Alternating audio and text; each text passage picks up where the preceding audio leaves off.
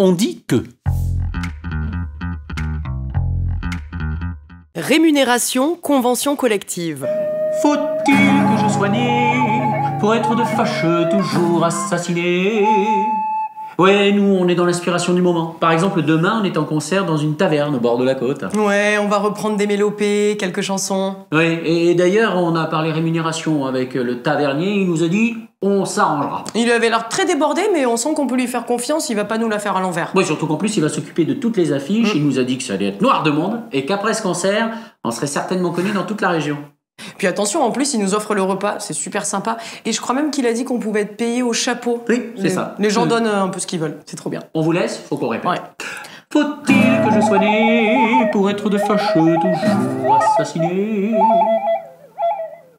Remettons les choses en ordre et dépoussiérons les idées reçues.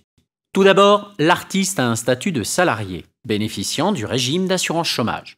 Quand on est artiste sur scène, on exerce un métier comme un autre. Un contrat de travail est donc obligatoire. Sinon, en plus de risquer de ne pas être payé, s'il se passe quoi que ce soit durant le spectacle, Personne n'est couvert socialement. et les assurances ne fonctionnent pas. C'est prendre de grandes responsabilités que de ne pas être déclaré. L'artiste et l'employeur se doivent de respecter des règles d'embauche et la convention collective propre à la profession. Pour faire simple, la convention collective des professionnels du spectacle vient en complément du droit du travail en vigueur au niveau national. Pour faire encore plus simple, celle-ci définit les statuts d'embauche, les conditions de travail, mais aussi et surtout les rémunérations minimales. Un artiste en prestation doit être sous contrat de travail rémunéré.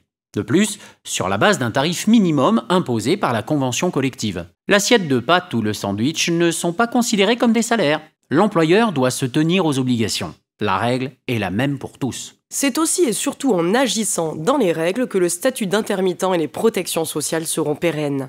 Tenez par exemple, saviez-vous qu'il existe à ce jour une aide du GIP, appelée Café Culture, permettant une prise en charge d'une partie des frais engagés par le responsable d'un café-restaurant qui organise un concert dans son établissement?